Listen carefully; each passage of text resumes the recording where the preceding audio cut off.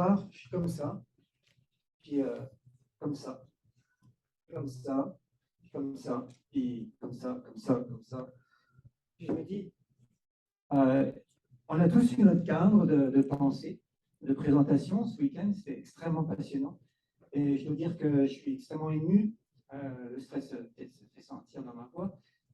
Et puis aussi honoré d'être présent parmi ces personnalités, pas simplement scientifiques, mais véritablement humains qu'on a entendu ces 2 derniers jours. Et je vous remercie énormément de votre écoute au préalable. Alors Michel et moi, on avait convenu de naturaliser un peu cet événement et son contenu serait bienvenu. Donc c'est ce que je vais m'atteler à faire pendant près de 3/4 d'heure. Alors me voilà avec ce défi de partager une réflexion sur les frontières des territoires de la PNI, si je peux parler un peu comme un géographe. Et je vous propose donc pour cette fin de colloque d'explorer quelques perspectives environnementales de la PNI. Je vais essayer de vous garder alerte un petit peu. Avant cela, peut-être quelques mots sur moi, parce que je n'ai pas écrit de bouquin, etc. Je sors un peu de nulle part, si je peux dire, mais je trouve que cette diversité qui s'est exprimée ces 2 derniers jours, c'est véritablement ce qui fait la richesse de la PNI. C'est cette capacité d'oser parler de bateaux de guerre, de parler de planète, de parler de microbiote, de cancer, d'environnement, d'homéopathie, etc. C'est cette ouverture à la pluralité de la maladie en général, de la santé, qui est la richesse, qui fait le cœur de la PNI, qui fait le cœur de beaucoup de pratiques holistiques, en fait. Alors, qu'est-ce qui m'a amené dans ce monde-là? Je ne sais pas si c'est le bouquin de Michel Pierre, Michel Lys, qui s'appelle Au bonheur des plantes, que m'avait offert ma grand-mère, qui m'a poussé dans le dos, ou à l'époque, si c'est les alléchantes primes pour la reconversion professionnelle qui existait encore, qui m'a amené vers la naturopathie. Mais toujours est-il, je suis tombé dans la naturopathie après avoir étudié la géographie, le développement durable à l'université.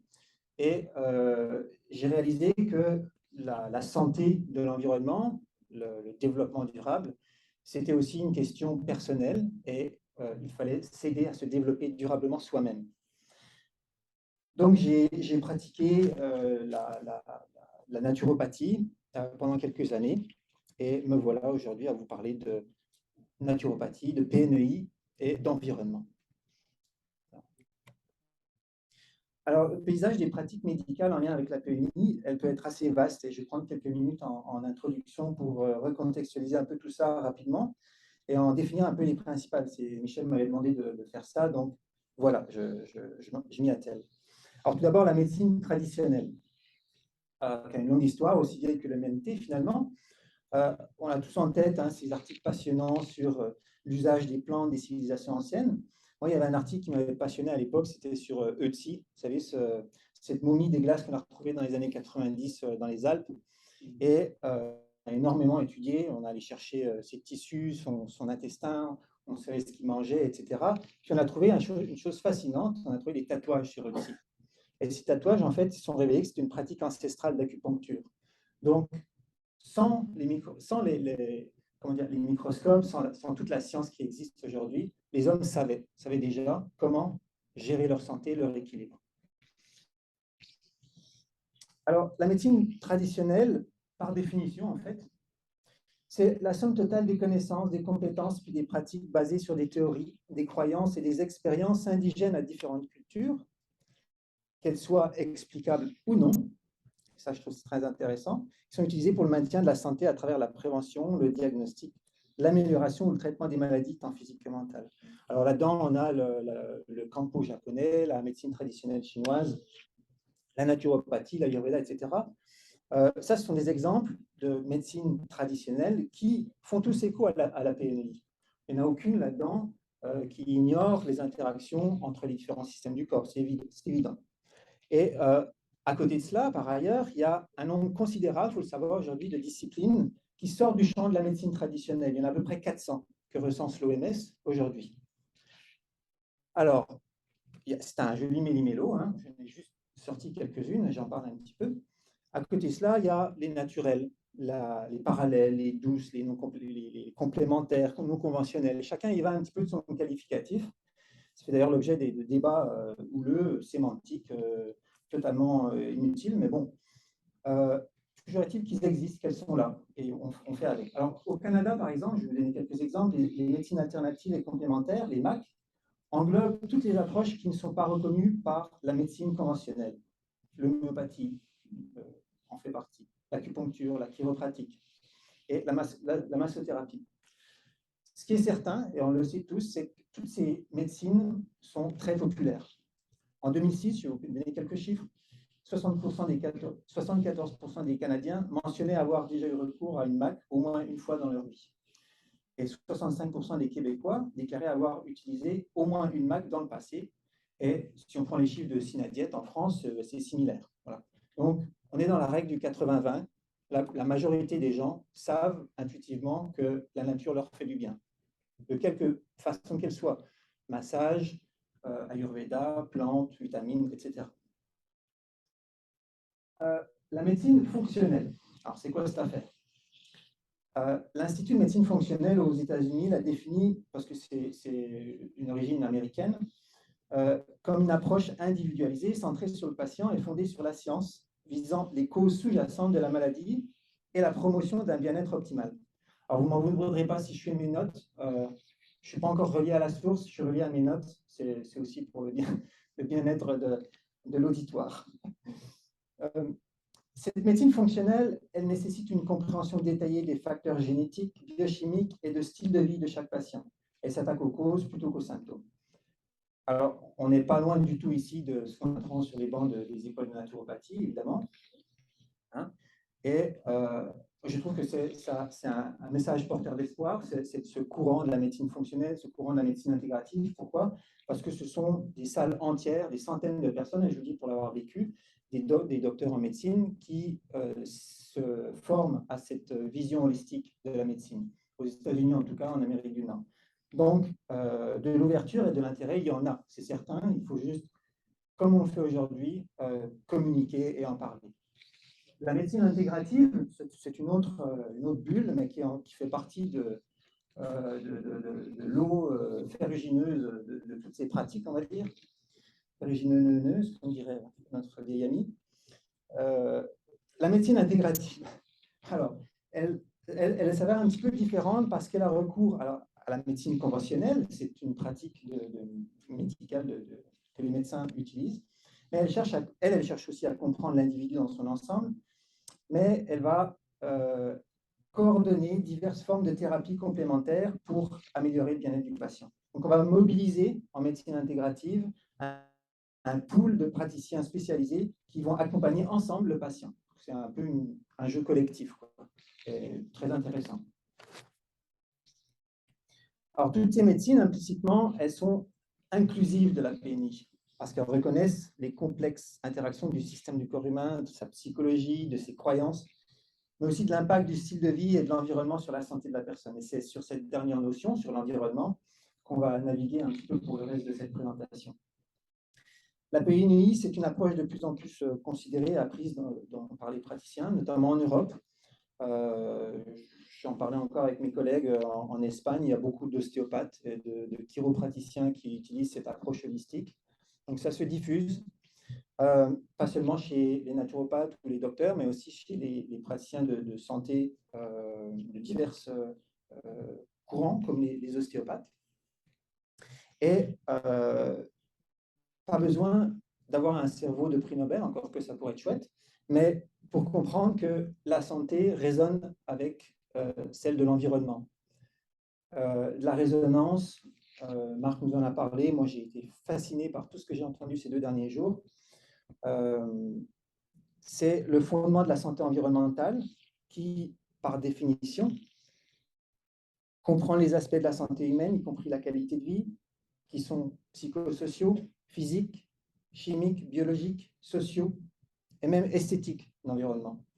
En parlant d'esthétisme, ça me rappelle ce très baroque directeur des réserves naturelles de France avec qui j'ai travaillé un temps quand j'ai travaillé en environnement et qui m'a fait réaliser combien la beauté de la nature était finalement une composante essentielle de sa valeur, au même titre que tous ses autres bénéfices d'ailleurs. Aujourd'hui, on les appelle les services écosystémiques. D'accord? Alors pourquoi? Parce que cette valeur esthétique, cette résonance qui m'a fait penser Marc par rapport au beau, à l'esthétisme, ça nous touche tous. Cette beauté, elle touche l'individu, elle résonne dans des perceptions qui sont très subtiles, hein, et qui peuvent être en lien avec la relation de la personne à l'art, au sacré, à la source, diront d'autres. On peut donc légitimement dire que cette beauté, d'une certaine manière, va nourrir et soigner l'âme et la psyché de la personne. C'est des dimensions de l'être qui, on l'a vu ces 2 derniers jours, sont indissociables, ne peuvent pas être euh, expulsées, écartées, quand on considère la santé en général. C'est d'ailleurs un petit peu l'objet de l'art-thérapie. Hein. Alors, les bienfaits de la relation à la nature, on les a étudiés depuis longtemps. Pour illustrer ce propos, j'ai retenu une étude de 2017 qui était très pertinente sur les bienfaits de l'engagement à la beauté de la nature, spécifiquement. C'était une étude issue du programme 30 Days Wild de la fondation membre IUCN, The Wildlife Trust, qui est basée en Grande-Bretagne. Alors, ils ont pris des gens qui volontairement ont fait la démarche de s'exposer, d'être en contact avec la beauté de la nature à chaque jour pendant 1 mois. Et ils ont fait ensuite toute une batterie d'évaluations de santé. Et bon, mais c'était assez clair. Le sentiment de bonheur, de connexion à la nature, les comportements de conservation de l'environnement, la santé en général, à travers toute une batterie de tests, était significativement soutenue et augmentée. Donc, je ne vous apprends trop rien, mais voilà, la science a fait son travail et on l'observe. La beauté est inséparable dans les idées de province de la fraîcheur et de la santé, disait Georges Sandre. Je pense que tout le monde ici est d'accord, hein, pour dire qu'on se sent en paix, on se sent heureux, puis on se sent finalement en santé, parce que quand on est équilibré, on se sent en paix, on se sent en santé, devant son jardin, par exemple, devant la beauté d'un coucher de soleil, devant le grand large, quand on est sur les côtes atlantiques, ou quand on est face, je ne sais pas, à la face nord du Cervin, quand on est alpiniste. Voilà. C'est une beauté qui nous touche et qui doit résonner, qui doit être inclus dans notre considération de l'équilibre et de la santé. Alors le sceptique me dira, bon, prouvez-moi que ces croyances, ces relations au beau et au macrocosme, comme on a pu même l'entendre de M. Mény, influent sur la santé. On va prendre l'exemple de la longévité. J'ai voulu faire une diapo là-dessus. C'est le thème d'un grand reportage qui date maintenant de quelques années. Peut-être vous avez lu ce bouquin qui s'appelle Blue Zone de Dan Buettner, du National Geographic. Alors ça, c'est une investigation en santé environnementale qui fait tout à fait écho à ce dont on a parlé ces derniers jours et puis à la médecine holistique.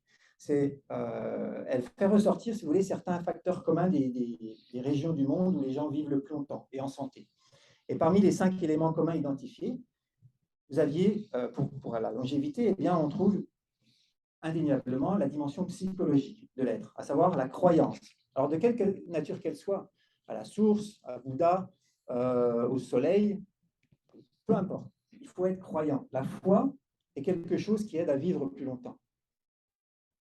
Ce qui aide aussi, c'est l'ikigai. Alors ça, c'est un terme japonais qui désigne la sensation de plaisir et de bonheur qu'on a à se lever le matin. On a vu l'aspect hormonal de la chose tout à l'heure avec Christine, mais en termes de sensation, c'est cet ikigai qui est vraiment un moteur de longévité et de santé. Donc une dimension psychologique de la longévité qui n'est pas sans rappeler la première lettre de la PNI. Alors les autres facteurs bénéfiques à la longévité, qui sont communs à toutes ces régions du monde où vivent les super mamies, puis les super papis, si je peux dire comme ça, bien c'est le lien social. Ici encore, on devine l'importance du bien-être mental en relation avec l'environnement social. Et ça renvoie d'ailleurs à un modèle qui s'appelle le modèle biocognitif de l'anthropologie médicale, qui est proposé par le docteur Martinez et qui est fait mention dans le livre, dans l'essai de Michel sur la PNI. Je vous invite à relire ces quelques pages. L'autre point, l'activité douce, je ne vous apprends rien, Aliou nous en a parlé en début de colloque, il faut se bouger, il faut être en mouvement pour se sentir vibrer, c'est une évidence. Chacun trouvera l'activité qui lui convient, l'intensité qui lui convient aussi, selon sa nature, selon l'état mental ou l'état émotionnel dans lequel il est dans l'instant. Mais c'est une chose évidente.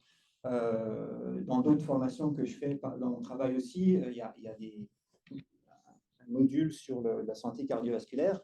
L'exercice physique, il n'y a aucun médicament qui n'est aussi efficace que l'activité physique. Et c'est la même chose pour le régime méditerranéen. En termes de statistiques, il y a des méta-analyses qui ont fait la revue des études sur la médication cardiovasculaire et qui ont comparé ça avec le régime méditerranéen. Il n'y a rien qui égale en termes d'efficacité le régime méditerranéen et l'exercice.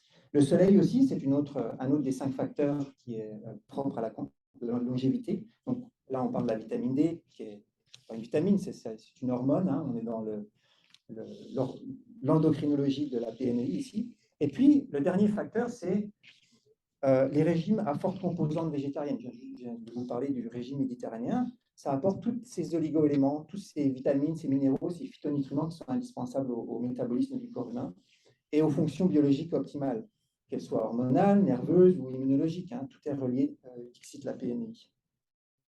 C'est un régime aussi, ça me permet de faire un lien avec la prochaine diapo, qui apporte beaucoup de fibres.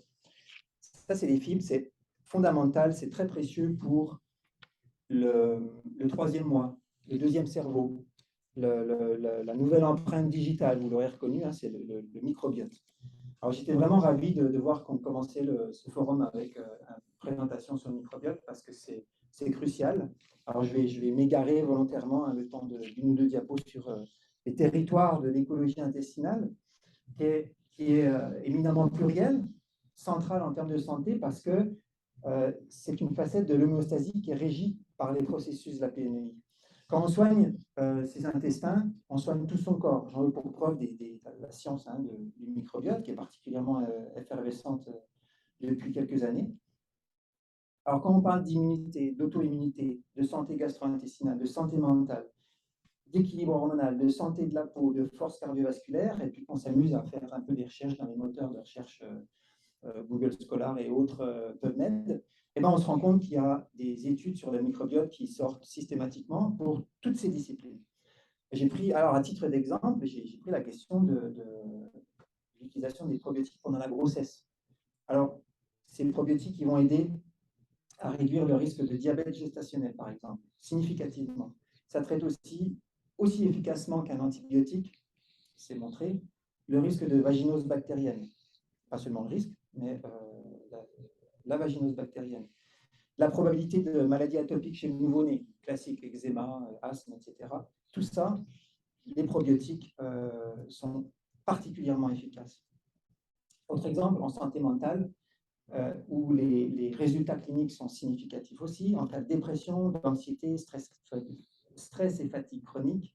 Bref, beaucoup de maladies, même des maladies particulièrement lourdes, autisme et schizophrénie, l'usage des probiotiques et donc l'équilibre du microbiote est fondamental. Ça, c'est des maladies qui toutes montrent une dysbiose intestinale. C'est un des facteurs communs du tableau clinique. Je ne suis pas médecin, mais en tout cas, c'est ce qui est relaté dans la littérature. Alors, quand on parle de probiotiques, on parle du I de la PNI, donc de l'immunité. Alors, ces probiotiques, ce sont des adaptogènes de l'immunité. Qu'est-ce que je veux dire par là? C'est que, alors, revenons sur le terme adaptogène. Quand on fait un peu de phytothérapie, on parle de plantes adaptogènes. Donc, ce sont des plantes qui sont capables de moduler le cortisol, c'est-à-dire de rehausser ce cortisol quand on est bas dans les chaussettes, ou de calmer le pompon quand on est trop énervé. Les probiotiques, c'est un peu la même chose avec l'immunité. On s'est rendu compte qu'en cas d'infection, donc d'immunité, de réaction immunitaire aiguë, forte, les probiotiques vont aider à soutenir l'action immunitaire et donc à lutter contre l'infection. Et à l'inverse, à soutenir l'immunité quand elle est trop faible par rapport à une infection. Et à l'inverse, quand l'immunité s'affole, en cas de trouble auto-immun, les probiotiques permettent de réduire l'intensité de la réaction immunitaire. C'est assez fascinant, je trouve, ce qu'un microbiote en santé peut aider à faire en termes de santé. Alors, quand on parle de probiotiques, on parle de E de la PNI aussi, en endocrinologie. Alors, l'exemple qu'on a écouté plutôt aujourd'hui, c'est l'exemple de l'hormone sérotonine. l'hormone du bien-être, même si c'est une vision étriquée de l'hormone, qui n'est pas en phase ou scalaire, comme dirait Marc Henry, mais toujours est-il que c'est cette hormone qui aide à se sentir bien. Eh bien, le probiotique, les probiotiques aident le microbiote à fournir cette hormone. Alors, autre aspect tout aussi intéressant à discuter sur les probiotiques, je ne sais pas si c'est quelque chose qui vous interpellera, mais et je ne m'étalerai pas non plus là-dessus, mais ça montre bien leur importance. C'est des petites infos d'économie. C'est un marché annuel mondial de 40 milliards d'euros. C'est énorme en fait en comparaison au marché global des nutraceutiques, qui est d'environ 200 milliards d'euros de manière internationale, avec une croissance qui est folle, 6% ces dernières années. Donc, dans le dernier baromètre 2021 de Synagent, aussi pour vous donner quelques chiffres par rapport à cette classe de nutraceutiques, en France, 27% des femmes interrogées consommaient des probiotiques dans le dernier baromètre 2021 de Synagent sur les compléments alimentaires. Voilà, c'était quelques petites informations qui vous montrent l'importance de l'intérêt et de l'usage de ces probiotiques. Alors revenons un peu, si vous voulez bien, sur notre dada, la santé environnementale. Paradoxalement, un microbiote en santé, ça ne veut pas dire qu'il y a des bonnes bibites, comme dirait un Québécois. Non, il faut tout pour faire un monde. Il faut aussi, dans un microbiote, des parasites, des bactéries, des virus, des champignons en tout genre, mais dans une certaine mesure, évidemment. Ne me faites pas dire ce que je n'ai pas dit. Pourquoi? Parce que l'exposition à ces vieux amis de l'homme, comme je les nomme ici, on peut appeler ça ainsi. Pourquoi? Parce qu'ils aident à construire l'immunité. Il est prouvé, par exemple, que le déclin des helminthiases, donc des parasitoses dans les pays industrialisés, est inversement proportionnel à l'augmentation des incidences de troubles immunitaires et de maladies inflammatoires, type ulcère, sclérose en plaques et allergies. On a fait la corrélation entre la présence asymptomatique de parasites dans le microbiote intestinal et l'avènement de catégories de maladies qui sont très courantes. Alors les vers, comme tous les parasites intestinaux, eh bien, ils ont développé au cours de leur coévolution avec les humains des mécanismes qui vont leur permettre de manipuler le système immunitaire pour survivre. Par exemple, les helminthiases, les helminthes, ce sont ces petits vers-là. Eux, ils sécrètent des protéines qui vont bloquer l'action de lymphocytes très spécifiques, des lymphocytes Th2, qui sont aussi associés à des processus inflammatoires qui sont à l'origine de l'asthme et de l'allergie, par exemple. Donc, la présence dans l'intestin d'une charge parasitaire qui est tolérée par l'organisme, qui est asymptomatique, va au final le protéger de désordres inflammatoires et métaboliques. Ça va lui éviter de se mobiliser aussi contre différents allergènes comme les pollens, le gluten et d'autres allergisants. Et vous me voyez venir, je vais vous parler d'écologie, d'environnement. Cette exposition, elle est possible grâce à l'accès à la nature. On ne va pas trouver des parasites dans un appartement totalement aseptisé avec des lingettes à l'alcool. Donc, il est possible, grâce à l'accès à la nature, à des environnements qui sont non urbanisés, qui sont relativement authentiques, au pire, on va dire raisonnablement aménagés et peu aseptisés. Voilà.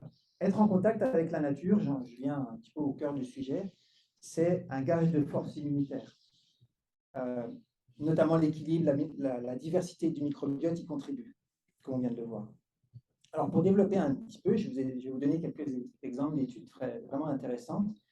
Une étude, par exemple, qui a été menée en Russie. On a comparé l'eau potable dans des cantines. Je trouvais cet exemple intéressant parce qu'on parle de l'eau. Dans des cantines russes, comparé à des cantines qui utilisent une eau, disons, plus drastiquement traitée en Carélie du Nord, qui est le territoire adjacent. Et la concentration des micro-organismes qui était en Russie 20 fois plus forte, et bien malgré cela, ce sont les enfants russes qui présentaient une bien meilleure immunité et beaucoup moins de maladies atopiques. Pourquoi? Parce que leur système immunitaire s'était construit petit à petit en réponse à cette biodiversité de micro-organismes qu'ils ingéraient chaque jour. C'est une sorte de vaccin finalement, à petite dose, naturellement amené dans le corps. Autre exemple, qui est à peu près similaire, j'ai pris l'exemple des Amish aux États-Unis. Vous connaissez cette communauté assez spécifique. Eux, ils ne connaissent pas l'asthme. Bon, il y a bien d'autres choses qu'ils connaissent, hein, mais l'asthme, en l'occurrence, ce n'est pas une maladie qu'ils connaissent. Pourquoi? Alors, il y a des études qui ont été menées, tout simplement parce qu'à chaque jour, ils sont dans un environnement où il y a des concentrations de poussière beaucoup plus importantes que n'importe où ailleurs dans un cadre de vie classique, qui n'est pas aseptisé. Donc, une exposition à des poussières qui fait que petit à petit, les poumons et le système immunitaire sont totalement armés pour répondre à un environnement qui, chez une autre personne, va créer des allergies et autre chose.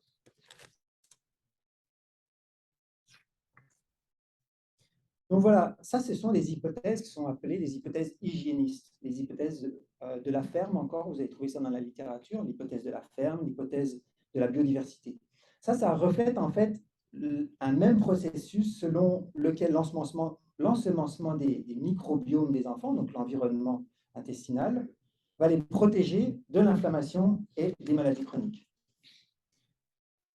J'essaye d'aller un petit peu plus loin dans les chiffres pour vous réaliser la pertinence de cette réalité. Quand on vit près d'un espace vert, on réduit le risque d'asthmatique de 15%.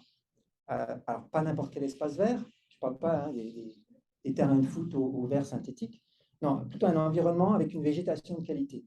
Pourquoi? Parce qu'il a été aussi démontré que la qualité de la végétation, de la biodiversité, est en fait proportionnelle à l'intensité de la protection immunitaire. Autrement dit, plus on a une richesse naturelle, plus on a une biodiversité, plus la capacité du système immunitaire est marquée en termes de protection. Alors, on a aussi montré que le fait de grandir dans un environnement naturel réduit le risque de leucémie aiguë lymphoblastique de 35%. Un autre exemple, le TDAH est largement diminué quand les enfants vivent dans un milieu rural où il y a une riche biodiversité. Bref, des études en santé environnementale, il y en a à l'appel. Ça, c'est des études néo-zélandaises, en l'occurrence, que j'ai tirées. Alors, c'est essentiel à la santé, cette nature. C'est d'ailleurs le titre d'une étude de 2015 intitulée « La régulation du système immunitaire grâce à la diversité de l'environnement naturel est un service écosystémique essentiel à la santé ». Alors, sortons un petit peu du I de la PNEI, de l'immunité dont on vient de parler, pour se diriger vers le P. Alors, à un moment donné, les évidences ne peuvent plus être raisonnablement ignorées. Et puis, il nous est permis un petit peu de cultiver de l'espoir devant des actions un peu de bon sens, comme celle-ci, comme cette action, que vous avez peut-être vu dans les gazettes ce printemps. Les médecins au Canada peuvent maintenant prescrire des bains de forêt aux personnes qui sont anxieuses et dépressives, donc avec un tableau clinique spécifique, grâce à un programme d'accès aux parcs nationaux. Alors, pour en arriver là, quand même, c'est que bon, la science, du moins pour la communauté médicale canadienne, était indéniable vis-à-vis des effets de la nature sur la santé, en l'occurrence la santé mentale.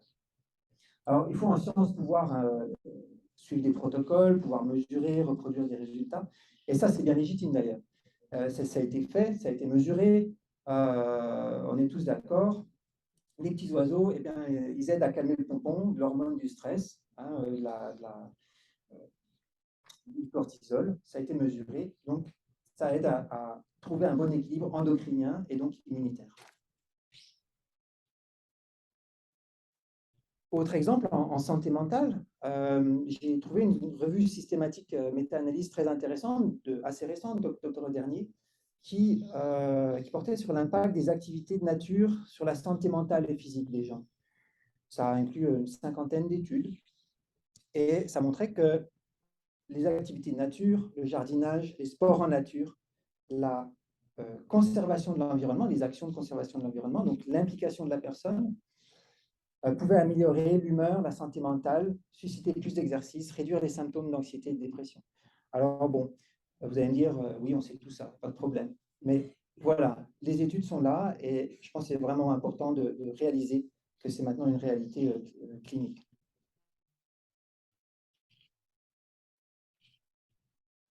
Alors, Bon, ça peut aller vite. Il y a même des études qui ont montré que simplement entre 2 mois, à peu près 2 mois d'activité, entre 20 minutes et 1 heure par jour, ça suffisait à apporter ces résultats. Donc, c'est assez rapide. Vous qui êtes clinicien, docteur, euh, quand vous parlez de contact avec la nature, il n'y a pas besoin de passer des journées entières dehors. Non, une fréquence relativement faible en nature suffit largement à apporter des bienfaits significatifs. Alors, bon, quasiment gratuit, sans marge de profit, avec des bénéfices significatifs. Hein. On est dans un tableau vente marketing un peu inverse de celui de Big Pharma. Donc, il faut prescrire la nature. Donc, pas de nature, pas de santé. Et pour jouir de cette nature, il faut la préserver. Alors, ce n'est pas à coup de glyphosate qu'on va faire ça, c'est plutôt avec l'intelligence du cœur. C'est plutôt avec des réflexions très profondes sur les modèles de société. C'est ce que fait par exemple l'Atelier paysan dans cet ouvrage qui est passionnant, récent aussi, sur les limites du modèle alimentaire industriel et marchand, donc les limites actuelles, et puis son impact sur la santé, entre autres. C'est un ouvrage qui est engagé. Alors pourquoi je vous en parle? Parce qu'on parle d'engagement.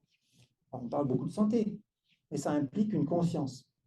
Et quand il faut passer à l'action, ben, qu'est-ce qu'on fait? Alors, on va s'occuper, on va choisir au supermarché qu'est-ce qu'on veut manger, on va éviter tel ou tel polluant, mettre son téléphone. Puis au-delà de ça, ben, on va faire un petit peu aussi comme Michel fait. On va aller marcher, on va discuter. On va avoir un engagement politique. On va avoir une action personnelle, communicative, sociale pour aider la santé de la communauté. Ça, c'est un bouquin qui offre vraiment des pistes très intéressantes, sérieuses, pour réhumaniser un petit peu la relation à la communauté et la relation à la terre aussi, surtout. La préservation de la nature et de la biodiversité, alors c'est un petit peu le pendant de la préservation de la santé, c'est pour ça que j'en parle aujourd'hui. C'est un petit peu une clé de voûte hein, de cette cathédrale de la santé. On discute ici les contreforts, les nervures, mais on parle aussi de choses cruciales, centrales, et la nature, pardon, l'environnement, c'est, me semble-t-il, une chose centrale. C'est une urgence collective qui est mondiale.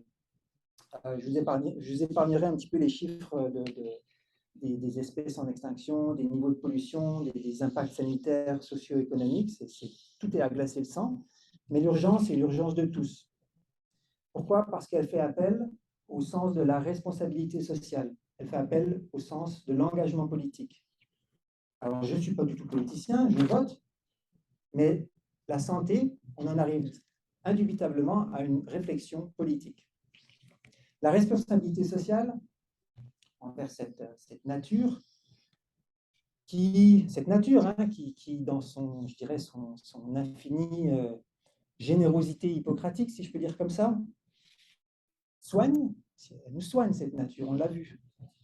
Quand elle chante, quand elle résonne, elle nous soigne. Quand on lui apporte les plantes qui résonnent avec la maladie, elle nous soigne.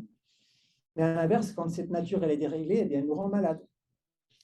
Un petit chiffre aussi, en 2016, l'OMS estimait qu'un quart des décès dans le monde étaient dus à un environnement insalubre. Alors, quand on se place en haut de la pyramide du vivant, on n'a pas seulement sali la nature en faisant ça. On a aussi déréglé certains des équilibres de la planète. Alors, ce matin, je me suis un petit peu posé des questions. Je me suis dit, est-ce que c'est vraiment l'humanité qui dérègle tout ça? Est-ce que le CO2, c'est vraiment la cause des dérèglements climatiques? On en a parlé hier avec Marc. Les planètes, ce matin, qui s'alignent, ça remet un petit peu tout en cause par rapport aux origines des pandémies. Mais bref, on est dans nos cadres et je pense que chaque cadre est pertinent à considérer dans une vision holistique de la santé, dans une compréhension globale. Bon, bref, un des résultats de cet homo-nombrilisme, ce sont les changements climatiques. Ces changements climatiques, ils s'amplifient et ils induisent des risques environnementaux sur la santé. Pourquoi? Parce qu'ils modifient l'accès aux ressources en eau, en aliments, leur qualité, l'air qu'on respire, le bien-être mental, les ressources financières, ça perdure nos lieux de vie. Ce sont des impacts quotidiens monstrueux, globaux, systémiques. Prenez l'exemple des inondations au Pakistan le mois dernier. Ça a touché une superficie aussi grande que la Grande-Bretagne. C'est pas rien. C'est pas 3 villages. Et le secrétaire de l'ONU de déclarer: je n'ai jamais vu de carnage climatique de cette ampleur. Là, les mots, ils sont lourds de sens. On parle maintenant de carnage. Alors, incendie, tornade.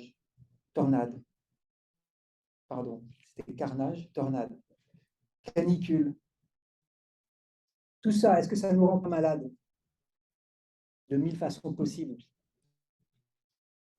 Je vous parlais des hauts sommets parce que je suis alpiniste. Et vraiment, quand je suis dehors, quand je suis en montagne et que je vois ces montagnes, ben, mon âme, si je peux parler de dimensions de l'être différentes que ce que je parle ici, de chiffres et autres, ce que je ressens, ben mon âme, elle pleure. Parce que, vraisemblablement, quand je serai papy, ben mes petits-enfants, je ne pourrais peut-être pas les amener fouler un glacier. Avoir ce plaisir que j'ai eu moi, que j'ai envie de partager, ben je ne pourrais peut-être pas l'avoir. Et ça me rend malade d'une certaine manière. C'est psychologique, vous allez me dire, c'est projeté, mais on l'a bien vu avec Marc, il nous l'explique, toutes ces vibrations, ça va s'exprimer un jour, ces malaises. On a face à l'environnement. Donc c'est une réalité qui est là, qui est terrible. Et comment on fait pour en parler en santé, de parler de santé dans ce contexte de drame climatique et de fonte à vue d'œil de la biodiversité? Alors, l'exercice a été fait partiellement, mais avec brio par Marie-Monique Robin, dont la filmographie et les publications en disent long un petit peu sur son engagement. Rappelez-vous Le Monde selon Monsanto, en 2008.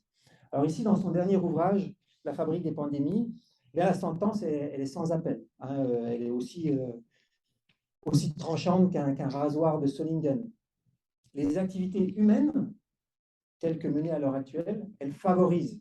Est-ce qu'elles sont la cause? On peut se poser la question. C'est légitime, mais elles favorisent l'émergence des maladies chroniques et infectieuses. Et un des premiers facteurs d'émergence des maladies infectieuses, sur lequel un certain nombre de chercheurs s'accordent, alors on pourrait parler des planètes, c'était passionnant ce matin, mais c'est aussi la déforestation, ces arbres qu'on coupe.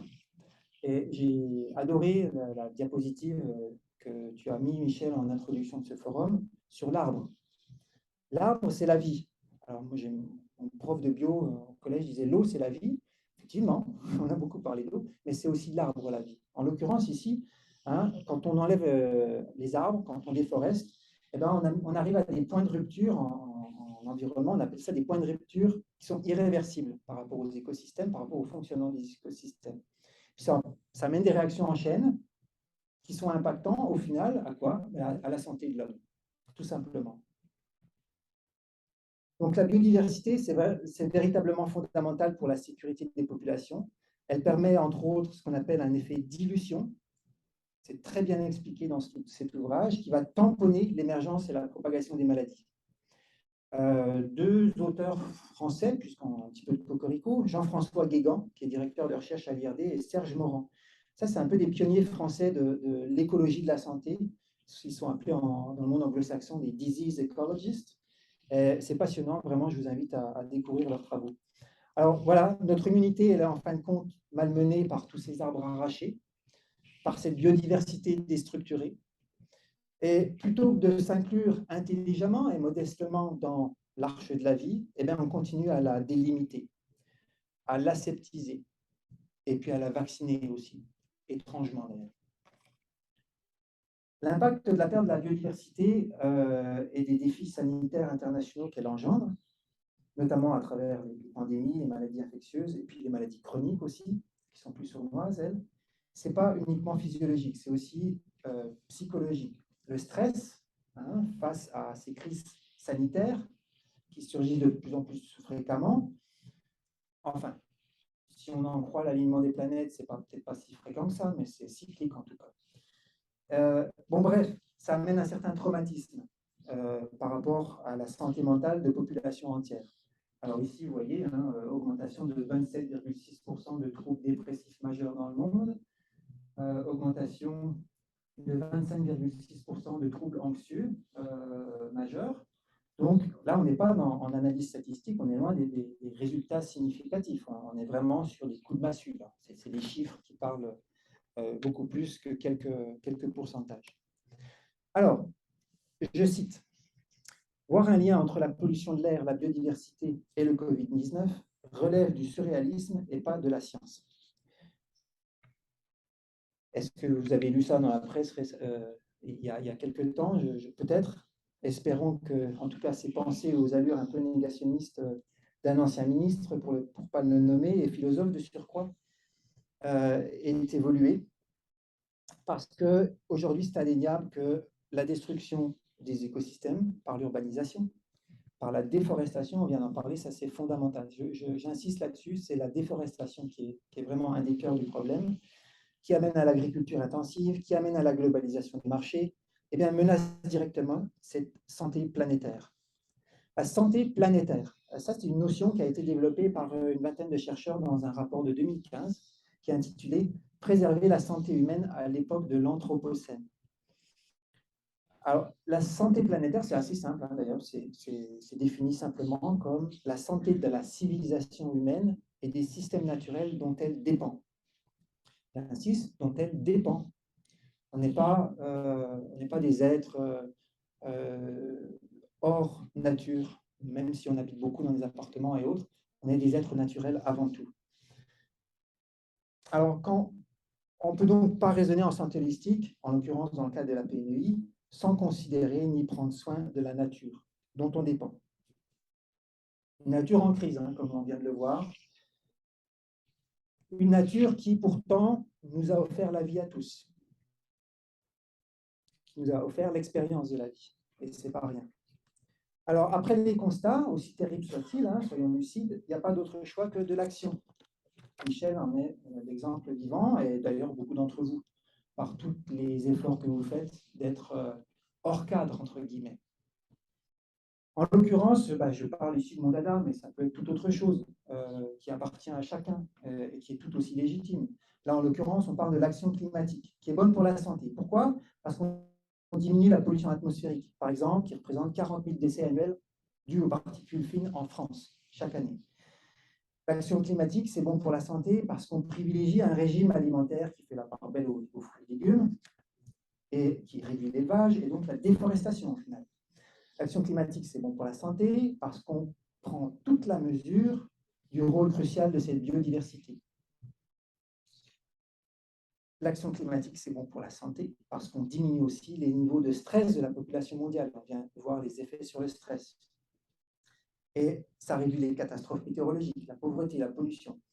Puis, quand on s'implique, on voit que ça marche. Et ça, j'insiste parce que c'est cette note d'espoir qui me rend positif. Puis, ça fonctionne. Je vous donne un exemple. Les politiques de gestion durable de l'Union européenne dans les eaux de l'Atlantique et Baltique entre 2007 et 2014, on a réduit ce pourcentage de poissons surexploités de 94% à 41% en à peine 7 ans. Donc, je veux dire, je vous donne un exemple ici. Alors, il y a toujours des contre-exemples. Là, je vous parle un petit peu de politique environnementale, ça sort du cadre de la santé, mais tout ça pour dire que quand on veut et quand on a des actions collectives, quand le village africain se regroupe et puis qu'il agit ensemble, eh bien, ça fonctionne, ça marche. Un jour, on en a parlé avec Marc, un jour, l'usage de l'hydrogène pour les transports, ça marchera. Il faut juste que, globalement, la technologie, les politiques s'organisent pour aller dans ce sens-là. Alors, l'action climatique, c'est l'affaire de tous, dès lors qu'on pense à notre santé. D'ailleurs, ça peut être hyper rentable. Hein, quand on étudie en écologie, on parle souvent de ça. Ça a un méchant bon taux de rendement quand on a de l'action climatique. C'est le genre de pourcentage qu'on aimerait bien avoir sur son livret A, d'ailleurs. Hein, tu vois, à l'échelle, je vais vous donner des chiffres. À l'échelle internationale, ça représente des trillions de dollars chaque année.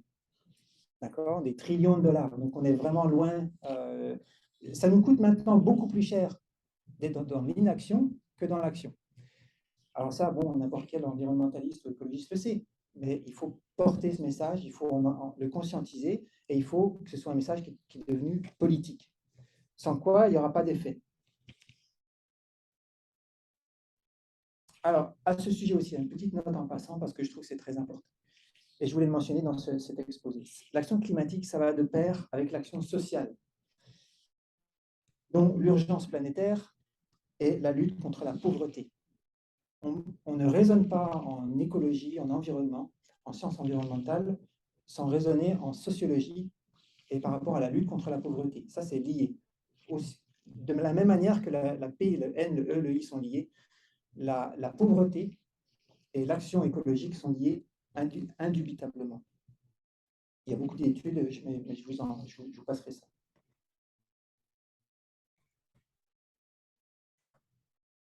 Là, je vous ai mis quelques chiffres issus du Lancet Countdown, mais je vais passer assez vite parce que le temps file. Voilà, tout simplement, c'est quelques chiffres de vie sauvée si on se bougeait un petit peu plus, si les politiques aidaient pour la qualité de l'air, l'alimentation et l'activité physique. Donc, on a des outils, en l'occurrence des outils de politique environnementale. Alors, je me suis un petit peu inspiré pour ces derniers contenus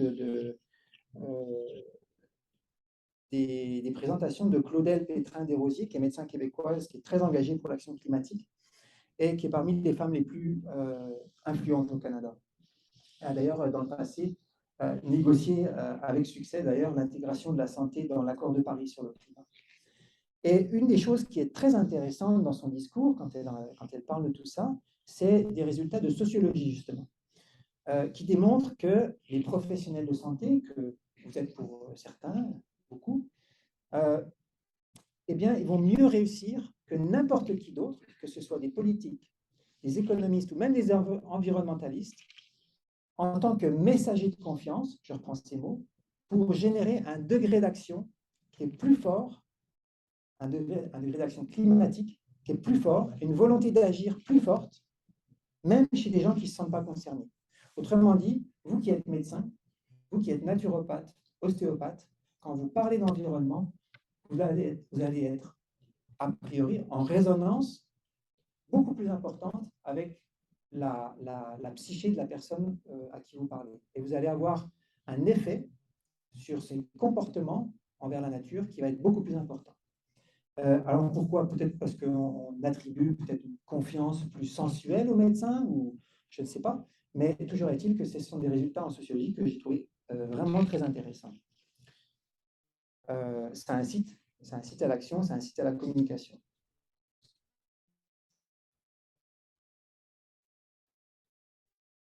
Alors, pour terminer, chacun peut chez soi prendre soin de la nature et de sa santé dans ses gestes de consommateur, dans ses choix psychologiques, relationnels, interpersonnels, dans ses habitudes de vie, mais aussi et surtout collectivement et politiquement. J'en reviens au village africain. La PNEI, on l'aura bien compris tout au long de ces 2 journées, passionnantes vraiment. Ce n'est pas seulement une discipline médicale où on va parler de physiologie, ou même d'ondes, etc.